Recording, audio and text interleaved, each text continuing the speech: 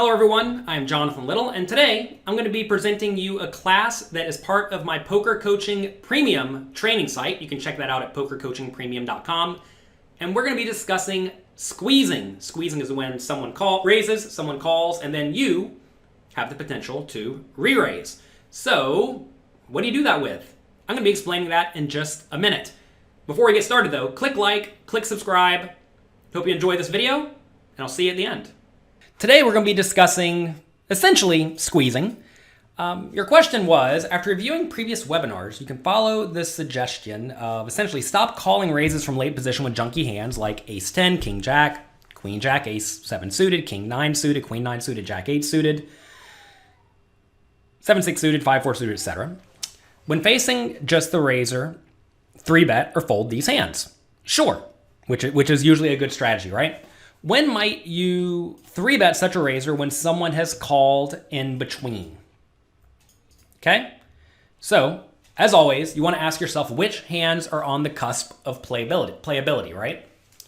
So, when somewhat deep, facing a middle position raise and a cutoff call from the button, you should be using roughly this strategy, which is to 3-bet the best hands in red, 3-bet some bluffs in blue, and then call with the stuff in the middle. And you will see that the calling range will often get a little bit wider, especially with hands that flop well.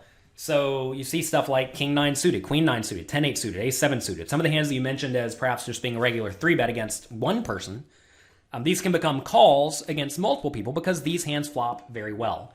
You do see, though, that hands like ace-10, king-jack, queen-jack, etc.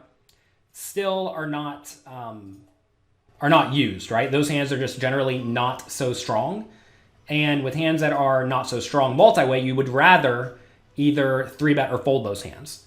So the suited hands typically go up in value. The offsuit hands do not. So the offsuit hands are still used as bluffs. You may want to call even a bit wider than this, depending on the exact scenario, right? Depending on who the raiser is. You could also be even a little bit tighter, although probably not much tighter if we're playing somewhat deep stack from the button. I mean, this is a pretty reasonable range. You'll see that a lot of people make the mistake of calling with stuff like queen jack, jack 10, 10 9, 9 8 offsuits, and these hands are especially not very good. Yes, they are connected, but they usually just end up making one marginal pair, and one marginal pair is not where you want to be when you are playing multi-way, right? So it is worth mentioning. I'm not sure if I'm going to mention this in just a minute. Let me see. I don't think I will. That if your opponents are calling stations, which will be the case if you're playing in maybe small stakes games where people just always see the flop. I played in a $1 game at someone's office the other day where after they raised pre-flop, they were calling every single time, unless you made it gigantic. So they'd make it, let's say, $5. If you make it $25 out of your $100 stack, they're calling. So against players like that, you're not going to want to use this strategy. You're going to want to instead 3-bet some hands like ace-10 suited, king-jack suited, king-queen offsuit, ace-jack offsuit, just purely for value, and then call with all this suited stuff. And again, stuff like queen-jack may become a little bit more playable as your opponents play more and more absolute junk. But it really does depend on your opponents. It depends on how exactly they play and also if they are playing poorly or not, right? All right, so let's take a look at a spot where now somewhat deep early position raises and a middle position call from the button. So now we're against slightly stronger ranges, right? Against slightly stronger ranges, we want to be a little bit tighter. And as you see, the hands on the cusp, again, those are usually the ones that get used as bluffs. And against an early position raiser, you may want to have fewer bluffs in your range in general. So right here, notice we have a basically 4% 3-bet for value, 4% bluff. In this scenario, it's a little tiny bit more, and it could probably even be a little bit wider, honestly. If you wanted to bluff with a few more hands, or maybe just like add jack 10 offsuit or ace 9 offsuit in there, that would up it a decent amount. Just adding an additional 12 hands here raises it significantly. But against early position players, if anything, you should be a little bit tighter. Whereas if against late position players, you should, if anything, be a little bit looser. So like right here, you may opt to maybe call ace-jack offsuit and only 3-bet king-queen offsuit here. You may opt to 3-bet more of the suited aces, right? You really can kind of do whatever you want. But If anything, you want to be toning down the bluffs as you are against stronger ranges. But I think in general, the answer to the question is you can call a little bit wider, especially with hands that flop well. With hands that don't flop well, you should not be calling. All right. So now, how do you play post-flop after they call a 3-bet? So in this scenario, we're assuming someone raised, right? Someone called. And then you 3-bet, and then somebody calls. Again, very loose question, but here it is. So typically, you want to follow the guideline of betting with, or should you follow the guideline of only betting your premium made hands and draws? There would likely be a limited number of hands when you 3-bet. Well, that's not necessarily true. Think about this, right? Say you 3-bet this range. Presumably, most of these hands in red will be premium, and some of these hands in blue will be decently strong, right? So you're actually going to have a lot of premium hands. And the reason you're going to have a lot of premium hands is because you're starting with a quite a strong range where just, you see here 5% of or half of your range roughly is just pretty much nut hands. So that's a misconception, right? You have a small number of premium hands, but your range is a small number of hands to begin with. So what should we do? Should we bet everything? Should we play it straightforwardly when called in multiple spots, et cetera, et cetera? How do we play differently when in and out of position? And really, all this can be summed up as you just want to play as you normally would play. We have a Poker Coaching Premium coming out in a few days, and you'll have access to the Cash Game Masterclass where I go in depth on when to bet and how much from in position, from out of position, and all pots. Hopefully you've picked up on the patterns from going through the homework challenges. But essentially, if you have the range advantage, you want to be betting very, very frequently. And if the board is uncoordinated, you want to be betting small. If the board is coordinated, you want to be betting a little bit bigger. And that's kind of it. And you're going to find that in these heads-up scenarios, very often you will just have a nice range advantage because you're 3-betting with a strong range, right? So if you have the range advantage, you want to be betting with basically everything, either small or medium size. As the board gets more coordinated, you bet bigger. It is fine to default to just betting your best made hands and your draws if the board is not good for your range. I would, in general, essentially just say, though, that you probably just want to be betting small with everything when you're heads up. And that's because you should have such a strong range advantage. And realize that while you have the hands here in red, right, and the hands in blue, your opponent's going to have mostly hands in green. And the hands in green don't actually do very well at all against the hands in red. And against the hands in blue, yeah, you're like a little bit behind. So usually what's going to happen is your opponent's going to be crushed by your good hands and then a little bit ahead of your blue hands. And due to decently nice board coverage with suited connectors and stuff, you're going to connect well enough on most boards where you can just bet with everything. Multi-way gets a little bit more rough, a little bit rougher. So as more players see the flop, you should be more cautious bluffing because someone is more likely to have something, right? We discussed this in the multi-way poker coaching homework challenges quite a few times. That said, you should still essentially always bet your best made hands and your draws. And it is perfectly fine to give up. Like say you do 3-bet the King 9 suited and or King 8 suited, whatever, and two people call you and the flop comes, well, not for you. It's okay to just give up. If you have total nothing, it's okay to just give up. And, you may ask yourself, well, if I'm raising and re-raising pre-flop and getting called by multiple people, and it's happening a lot, why am I 3-betting the King 8 suited, right? That's where you want to be adjusting to 3-betting with better hands. But say you do 3-bet with better hands. Say you 3-bet with a more linear strategy instead, and you're 3-betting stuff like Ace 10 suited, King Jack suited, etc. Let's say you 3-bet King Jack suited and it comes 8-7-3. Just give up. Just check. If you have backdoor flush draw, maybe you want to start bluffing, right? Because if you think about the draws you have, you don't really have very many if you're 3-betting with a more linear range.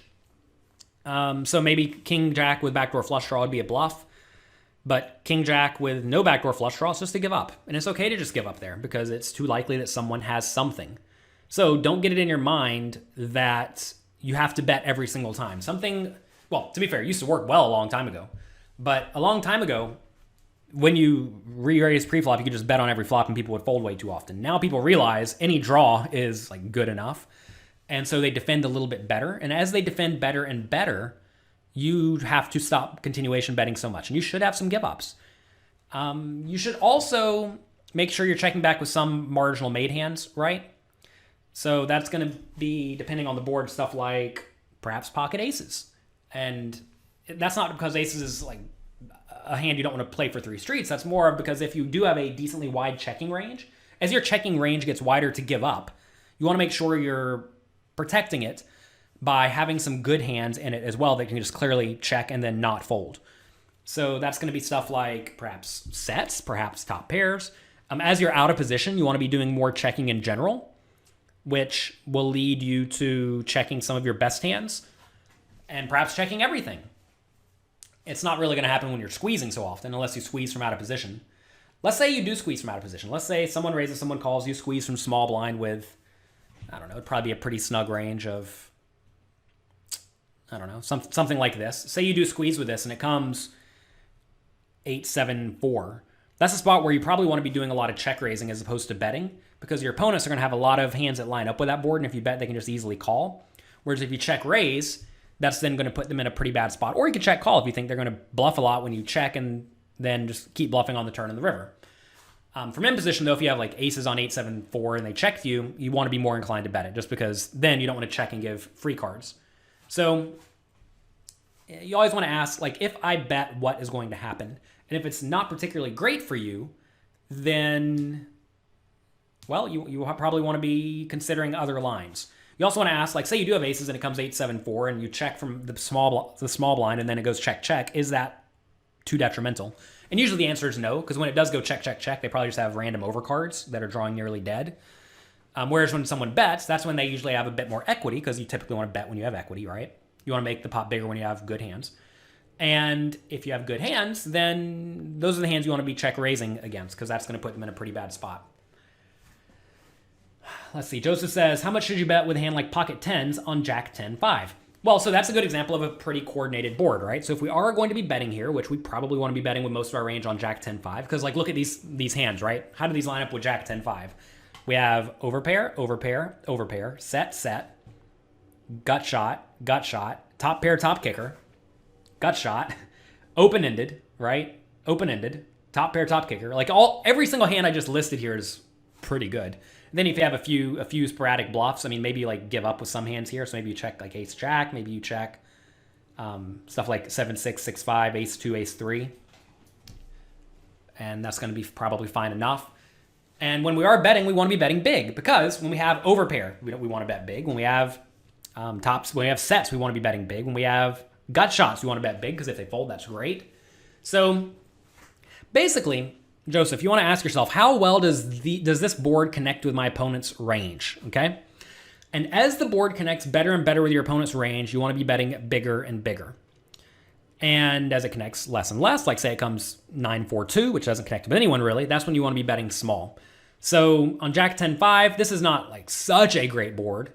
Like say it was Jack 10-8, then I would definitely be betting big, like 3/4 pot, something like that. Whereas if it was, you know, 10-5-2, I would be betting tiny, like a 10th pot or 20% a pot, something like that. But anyway, on Jack 10-5 multi, if we raise and got called by 2 players, you want to be betting bigger. Often you do want to be betting bigger as you're betting into multiple people, because when you're betting into multiple people, you are very often, first off, they're getting decent odds, and also someone's more likely to have something, so they're going to be continuing more often against you. So that's generally how that works out.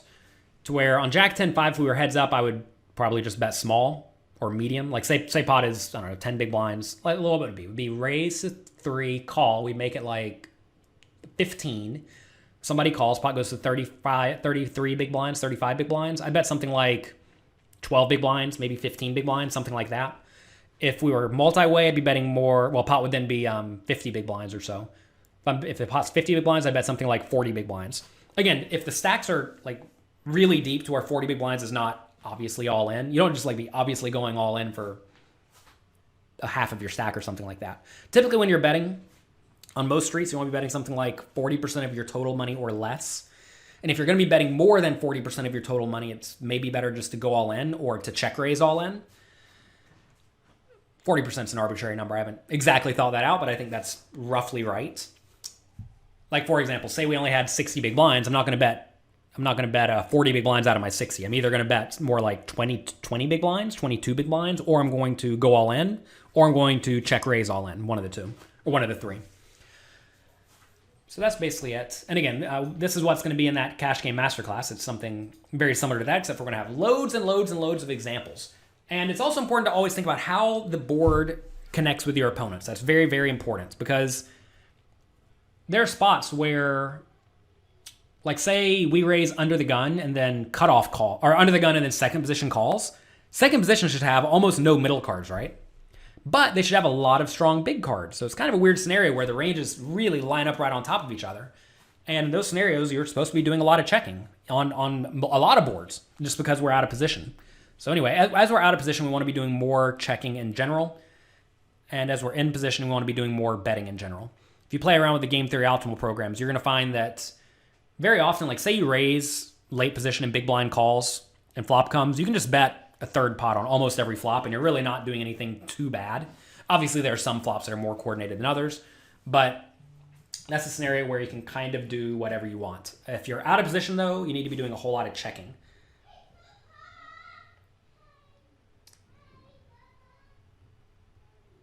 All right. Does anyone else have any questions pertaining to this?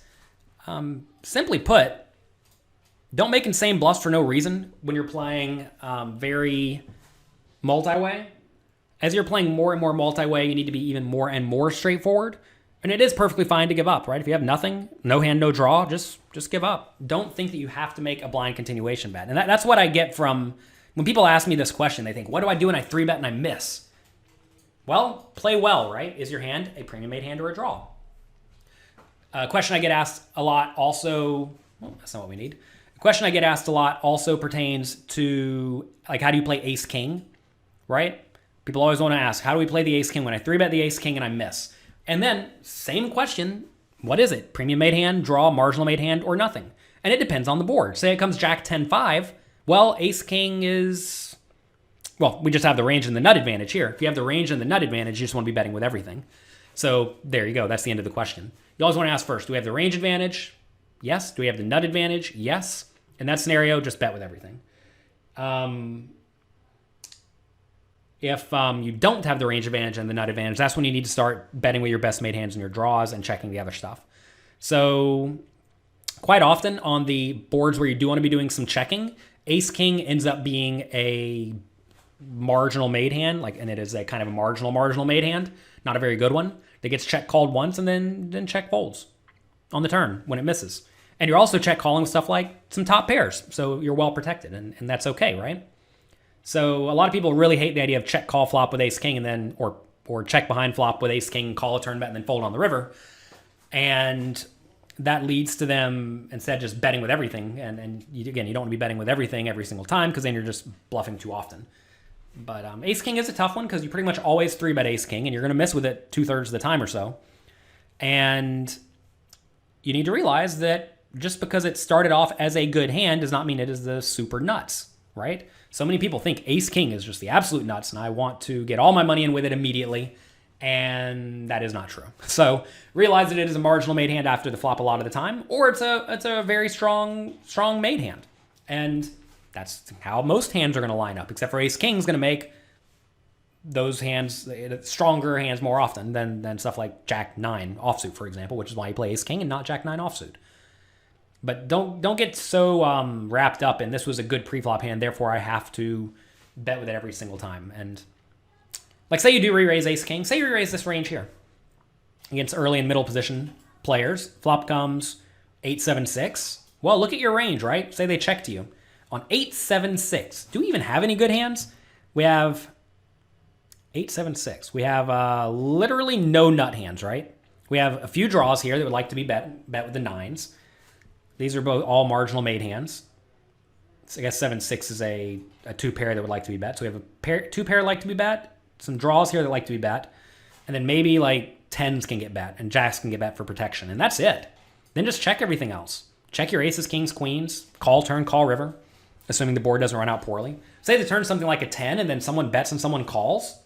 You probably want to be folding up a lot of stuff here because you're going to be in very bad shape. So even though a hand like aces started off very strong pre-flop, it's all of a sudden been downgraded significantly, right? And that's just one of those spots where, yeah, sometimes you get a bad flop. I don't know the exact percentage, but maybe like 7 or 12% of the time, you're just going to get a bad flop. And when you just get a bad flop, that's okay. Those are your opponent's flops. They win in these hands, and you don't. And clearly, there's going to be a lot of flops that are not your flop when you have exactly ace-king, but again, you have to be playing your whole range. It seems like every day I get an email from someone saying, you didn't tell me what hand you had in your homework. And yes, we know we're playing our range. And when people ask, how do you play ace-king? It's the same thing. They're thinking about their exact hand as opposed to their range, and you want to make sure you do not do that. I hope you enjoyed this class on squeezing. If you are not already a member of Poker Coaching Premium, go there now and sign up. There are over 100 classes just like this, in addition to all of the quizzes, the homework challenges, the webinars presented by other world-class players waiting there for you. So again, you can sign up at Poker Coaching Premium. If you liked this video, well, click the like button. That's what it's there for. Good luck in your games, have fun, and I'll talk to you next time.